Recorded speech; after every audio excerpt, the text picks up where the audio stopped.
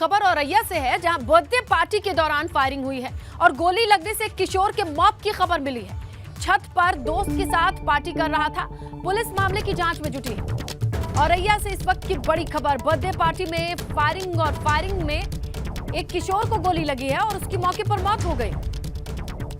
छत पर दोस्तों के साथ बर्थडे पार्टी चल रही थी, लेकिन इसी खुशी के मौके पर फायरिंग की गई।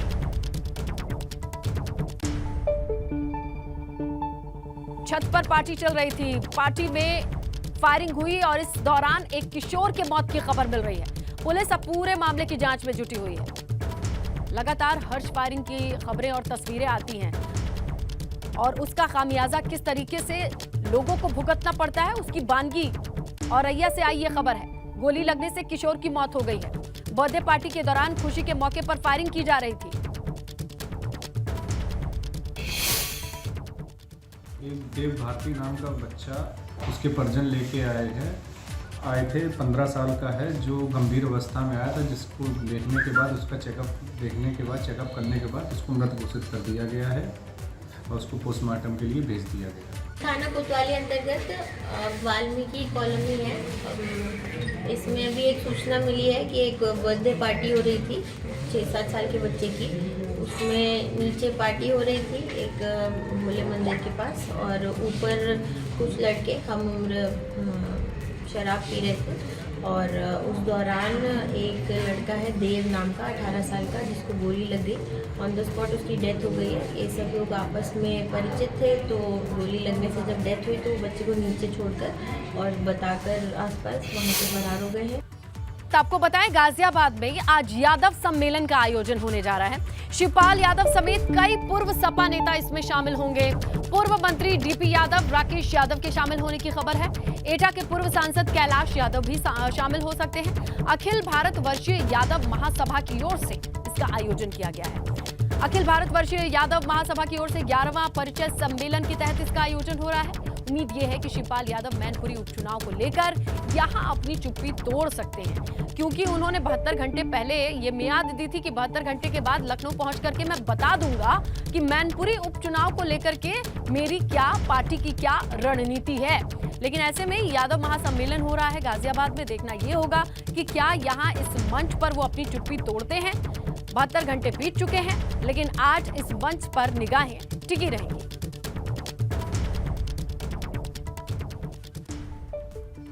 बड़ी खबर अमरोहा से है, जहां सड़क हादसे में 5 लोग घायल हो गए। तेज रफ्तार कार अनियंत्रित होकर ट्रैक्टर से टकराने की खबर, जिसके बाद यह भीषण हादसा हुआ। स्थानीय लोगों की मदद से सभी घायलों को इलाज के लिए अस्पताल भर्ती कराया गया है। बताया ये जा रहा है कि लोग दिल्ली से संभल जा रहे थे, तभी सैद नगली थाना क्षेत्र के ढक्का मोड़ के पास यह हादसा हुआ। टक्कर इतनी जोरदार थी कि कार के परखच्चे उड़ गए। वही घटना के बाद ट्रैक्टर चालक मौके से फरार है, लेकिन इस एक्सीडेंट में 5 लोगों के घायल होने की खबर है। दिल्ली से संभल जा रहे थे कार सवार। जोरदार टक्कर, अंदाजा लगाइए कार की कंडीशन देखिए आप। आगे का पूरा हिस्सा खत्म हो चुका है। 5 लोग बुरी तरीके से घायल बताए जा रहे हैं। उन्हें इलाज के लिए अस्पताल भर्ती कराया गया है। स्थानीय लोगों ने जब एक्सीडेंट देखा तो लोगों ने आनन फानन में कार में मौजूद लोगों की मदद की। उन्हें अस्पताल भर्ती कराया गया, लेकिन दिल्ली से संभल जा रहे थे। सैद नगली थाना क्षेत्र के ढक्का मोड़ के पास यह हादसा।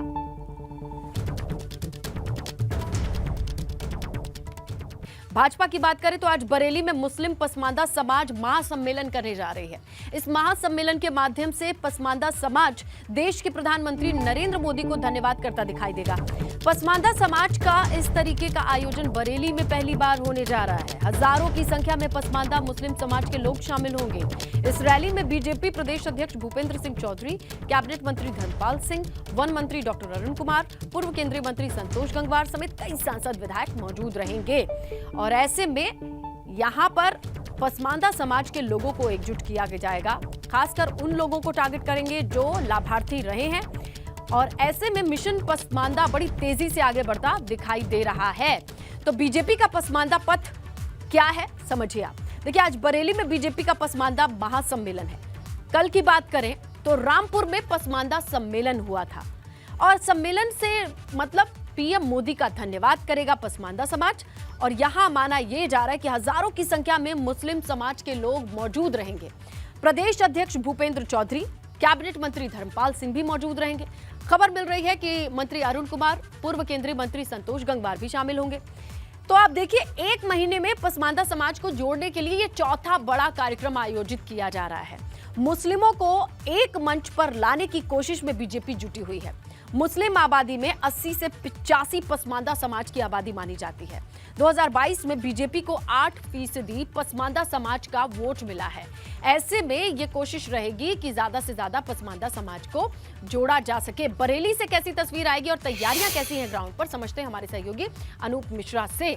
तो देखिए, बरेली का रुख करेंगे। अनूप, जहां आप मौजूद हैं, लोग दिखाई दे रहे हैं, कार्यक्रम की तस्वीरें भी दिखाइए कि कितने बड़े पैमाने पर यह सम्मेलन होने वाला है और लोगों की क्या राय है।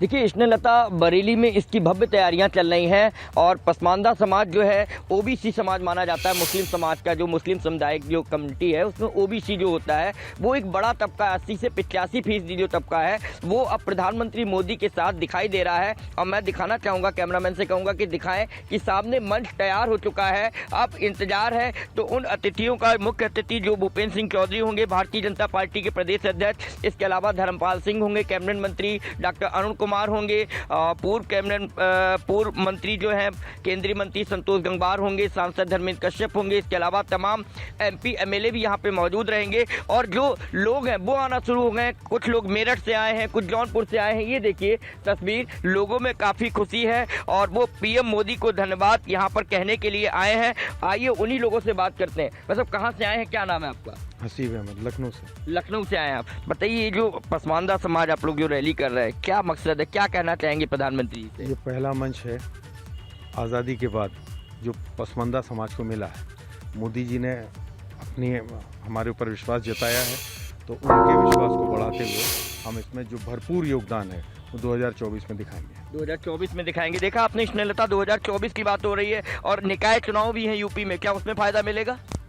बेशक मिलेगा। मैं औरंगजेब आलम इदरीसी, प्रदेश महामंत्री एवं पूर्वांचल क्षेत्र प्रभारी, राष्ट्रवादी मुस्लिम पसमानदा महाज से हूँ और मुझे इस बात की बहुत खुशी है। मैं आपके चैनल के माध्यम से तमाम पसमानदा साथियों की तरफ से माननीय मोदी जी को धन्यवाद देता हूँ कि आपने जो है पसमानदा समुदाय के सुर को स्वर देने का काम किया है और जो आपने पसमानदा लोगों के लिए जो अपना हाथ बढ़ाया है, ये हम लोग के लिए एक बहुत बड़ा एक फेस्टिवल की तरह है, बहुत बड़ा अवसर है। ये बहुत खुशी की बात है और ये जैसे जैसे पसमानदा समुदाय के बीच में हम लोग अपनी बात माननीय मोदी जी के नेतृत्व में उनकी दी हुई और मैं अपने राष्ट्रीय अध्यक्ष जनाब आतिफ रशीद साहब के नेतृत्व में लोगों तक पहुंचाने का जो हम लोग काम कर रहे हैं और उधर से जो रिस्पांस मिल रहा है वो बहुत गजब का है। लोगों में एक अलग से ऊर्जा आ रही है कि वाकई हम लोग का लोग तो कह रहे हैं कि पहली बार किसी बड़े मंच पर अल्पसंख्यकों का जिक्र किया जा रहा है जो अभी तक किसी पार्टी ने नहीं किया। लेकिन आज बरेली से जो तस्वीर आएगी, जितनी कुर्सियां लगी हैं, जितनी संख्या में लोग मौजूद रहते हैं, उससे भी अंदाजा लग जाएगा कि कितना साथ पसमानदा समाज देने को तैयार दिखाई देता है। शुक्रिया अनूप, जानकारी के लिए, तस्वीरों के लिए। तो बरेली से आप तस्वीरें देख रहे थे कि जहां पसमानदा महासम्मेलन का आयोजन किया जाना है। आइए मैनपुरी चलते हैं। लोकसभा सीट पर जीत का इतिहास दोहराने के लिए समाजवादी पार्टी ने अच्छी तरीके से कमर कस ली है। इस सीट को जीतने का क्या, इसके मायने क्या हैं, ये इस बात से समझा जा सकता है कि एक बार फिर अखिलेश यादव सैफई में मैनपुरी के विधायकों कार्यकर्ताओं के साथ बैठक करने वाले हैं।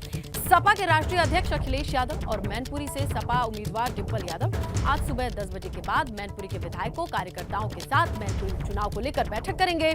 बैठक में सभी मैनपुरी के नेता विधायक बुलाए गए हैं। दरअसल आज सैफई में एक बार फिर पूरा यादव परिवार, यादव कुनबा इकट्ठा हो रहा है। पूर्व सांसद तेज प्रताप यादव के पिता रणवीर सिंह यादव की पुण्यतिथि का मौका है, जिसपे डिंपल, अखिलेश, पूरा परिवार इकट्ठा होगा।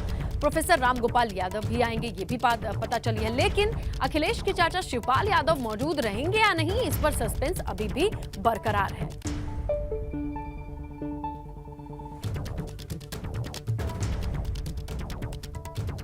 डिंपल का मिशन मैनपुरी क्या है? सपा विधायकों के साथ अखिलेश यादव बैठक करेंगे और बैठक में डिंपल यादव भी मौजूद रहेंगी। इसके अलावा आज तेज प्रताप यादव के पिता रणवीर यादव की पुण्यतिथि है और इस पुण्यतिथि पर सैफई में एकजुट होगा समाजवादी कुनबा।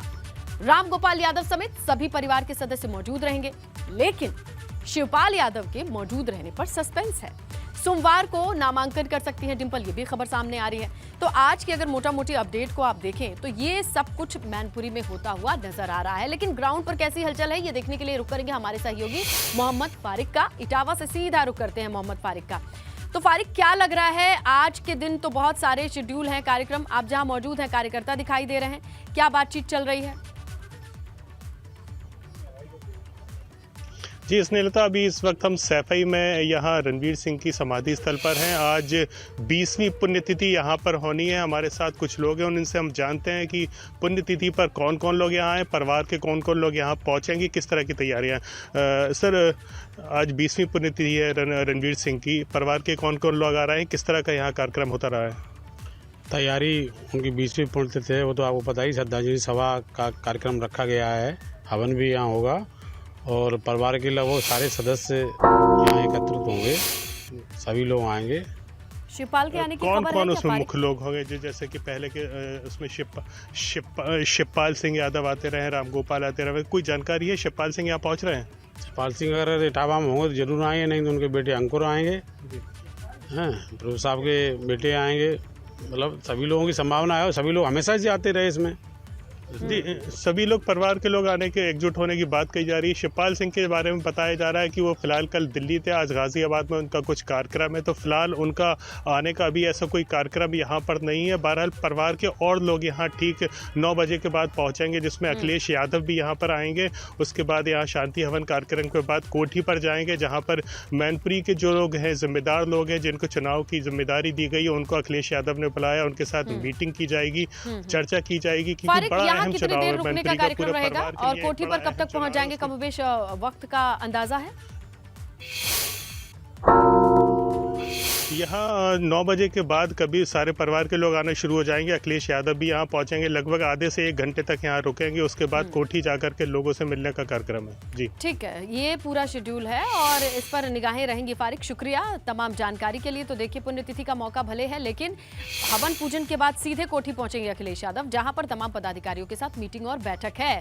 नमस्कार, मैं स्नेहलता और सुनो यूपी की शुरुआत मुजफ्फरनगर से आई खबर के साथ। खतौली विधानसभा उपचुनाव में रालोद पूरी ताकत झोंकने की तैयारी में है, क्योंकि आज आरएलडी अध्यक्ष जयंत चौधरी की 3 जनसभाएं होनी हैं और इसके साथ ही जयंत सपा गठबंधन के आरएलडी प्रत्याशी का ऐलान भी करेंगे। आपको बताएं, जयंत चौधरी आज सुबह 11 बजे खतौली विधानसभा क्षेत्र के पिपलेहड़ा गांव पहुंच करके जनसभा को संबोधित करेंगे। इसके बाद वो दूसरी जनसभा तिसंग गांव में और तो तीसरी मंसूरपुर गांव में संबोधित करेंगे। इन रैलियों को लेकर के राष्ट्रीय लोक दल और गठबंधन पार्टी सपा द्वारा सभी तैयारियां पूरी कर ली गई हैं। कयास ये लगाए जा रहे हैं कि इन्हीं जनसभाओं में क्षेत्र की अच्छी खासी भीड़ इकट्ठा होगी और यही उम्मीदवार के नाम का भी ऐलान संभव बताया जा रहा है। तो समाजवादी पार्टी आरएलडी का गठबंधन का कौन होगा उम्मीदवार, इस नाम से भी आज पर्दा हट जाएगा, क्योंकि खतौली उपचुनाव के लिए आरएलडी ने पूरी ताकत झोंकी है। जयंत चौधरी की 3 जनसभाएं हैं और तीनों जनसभाओं में ये उम्मीद जताई जा रही है, जाट बाहुल्य इलाका है और प्रभाव क्षेत्र है, ऐसे में यहां भारी संख्या में लोग जुट सकते हैं, इसकी संभावना जताई जा रही है। और इसी बीच ये बताया जा सकता है कि सपा आरएलडी गठबंधन का उम्मीदवार आखिरकार कौन होगा जो खतौली उपचुनाव के लिए प्रत्याशी होगा। 3 जनसभाएं हैं जिसमें जयंत चौधरी गठबंधन के लिए प्रचार करेंगे, वोट अपील करेंगे। खतौली उपचुनाव के लिए आरएलडी की पूरी तैयारी है, खाका तैयार है, क्या क्या करना है, कहां-कहां जनसभाएं होनी है, इसके लिए जयंत चौधरी ने कमर कस ली है। और इसी बीच जानकारी मिल रही है कि गठबंधन का प्रत्याशी कौन होगा सपा आरएलडी का, इस नाम पर भी आज मुहर लग जाएगी, वो प्रत्याशी का नाम सामने आ जाएगा। खतौली उपचुनाव के लिए आरएलडी ने पूरी ताकत झोंक दी है, तैयारी पूरी हो चुकी है। 3 जनसभाओं के जरिए ये संदेश देने की कोशिश करेंगे जयंत चौधरी कि सपा और आरएलडी का गठबंधन का प्रत्याशी ही उनके क्षेत्र का विकास करेगा, मुफीद उम्मीदवार है जिनके पक्ष में वोट अपील करेंगे। खतौली उपचुनाव के लिए आरएलडी ने पूरी ताकत झोंकी है और तैयारी पूरी हो चुकी है। रूट बनाया जा चुका है, मैप बनाया जा चुका है, कहां कहां कब कब रैली करनी है। उम्मीदवार के नाम को लेकर के ऐलान संभव बताया जा रहा है, ये बड़ी खबर है, क्योंकि आज 3 जनसभाओं के बीच भारी भीड़ के बीच जयंत चौधरी ये बता सकते हैं कि सपा आरएलडी गठबंधन का प्रत्याशी है कौन जो मैदान में उतरेगा। फिलहाल ये बीजेपी के पास सीट थी, लेकिन सजा के ऐलान के बाद से मौजूदा विधायक के इस सीट को उपचुनाव के दायरे में आना पड़ा। अब यहाँ आरएलडी और सपा के गठबंधन का प्रत्याशी कौन होगा, ये आज साफ हो जाएगा, जो कि क्षेत्र के विकास के लिए काम करेगा।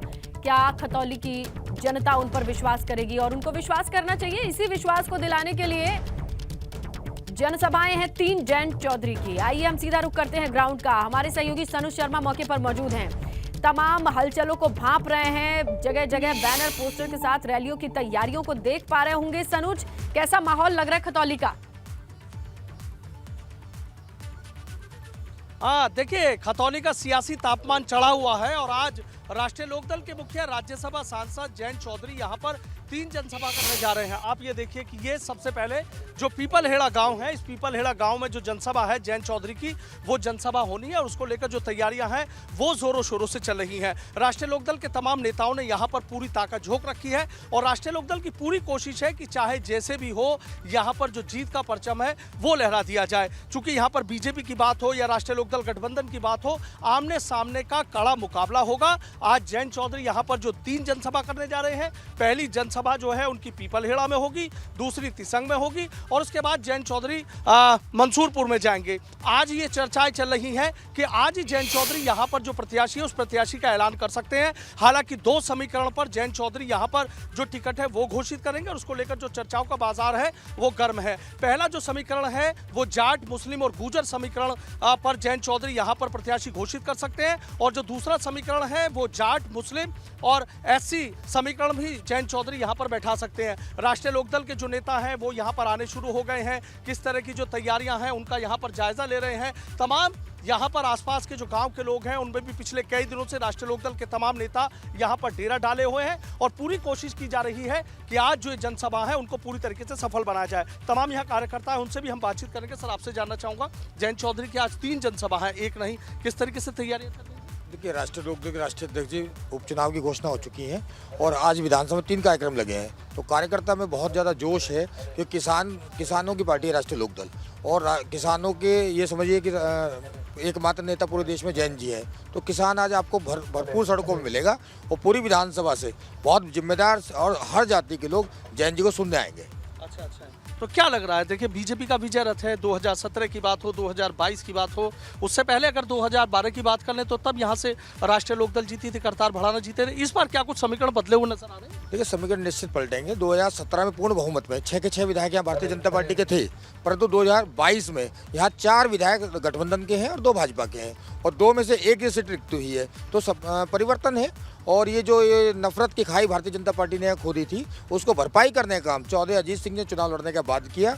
19 में चुनाव लोकदल जरूर हारा, पर 2022 में 6 में से 4 विधायक आपके यहाँ समाजवादी राष्ट्रीय लोकदल के गठबंधन के बने हैं। आज लग रहा है प्रत्याशी का ऐलान हो जाएगा? देखिए, वो तो राष्ट्रीय अध्यक्ष जी का है, तो लग रहा है कि आज नहीं तो कल, क्योंकि 17 तारीख के पर्चे भरने हैं, तो 1-2 दिन में संभवतः घोषणा हो जाएगी। अच्छा, 1-2 दिन में संभवतः घोषणा। कुछ युवा है, उनसे भी जानना चाहेंगे। राष्ट्रीय लोकदल के मुखिया ने जयंत चौधरी जयंत चौधरी जी आ रहे हैं हमारे गाँव में और आज से चुनाव का आगाज हो जाएगा और राष्ट्रीय लोकदल के लिए बढ़िया तरीके से चुनाव लड़ा जाएगा यहाँ। अच्छा, बढ़िया तरीके से लड़ेगा? हाँ जी, बहुत। सामने कह रहे हैं बीजेपी से तो कड़ा मुकाबला होगा। कड़ा मुकाबला तो पहले था, अब तो कड़ा मुकाबला खत्म हो लिया बिल्कुल। यहाँ से अजीत सिंह जी चुनाव लड़के गए थे, सारी खाई खत्म करके, जो भी इन्होंने नफरत यहाँ से घोल ली है हमारे यहाँ आके, वो सब खत्म हो चुकी है। अब तो यहाँ से किसान हैं, सब ज़्यादातर किसान बेल्ट है और राष्ट्रीय लोकदल किसान की पार्टी है, तो यहाँ से उसी आधार पर वोट डलेंगे। अच्छा, उसी आधार पर वोट डलेंगे। हाँ चौधरी साहब, क्या तैयारी है? जयंत चौधरी आ रहे हैं, आज तो सियासी तापमान चढ़ जाएगा। बहुत बढ़िया तैयारी है, उनके स्वागत में पूरा गांव एकजुट होकर लगा हुआ और पूरी बेल्ट जितनी भी है वो सब जयंत चौधरी के सम्मान में खड़ी है। अच्छा, एक जो चर्चा चल रही है कि भाई मुजफ्फरनगर दंगों का जिक्र तो होना शुरू हो गया, तो क्या उसकी एंट्री हो गई है? ये कह रहे हैं कि भाई जब दंगा हुआ तब कौन काम आए, तब कौन आ, लोग उसको देखकर वोट करेंगे। हाँ जी, वो भी चलेगा, वो भी चलेगा। सनुज, देखते हैं क्या चलेगा क्या नहीं चलेगा, लेकिन फिलहाल जनसभा से ये जरूर पता चलेगा कि उम्मीदवार कौन होगा, किस समीकरण के आधार पर उम्मीदवार का नाम चयन करके लोगों के सामने रखते हैं जयंत चौधरी, ये बहुत अहम होगा। आप नजर बना करके रखिएगा। फिलहाल की जानकारी के लिए शुक्रिया सनुज। तो खतौली से हमारे सहयोगी सनुज ग्राउंड पर थे और वहां पूरी तैयारी है।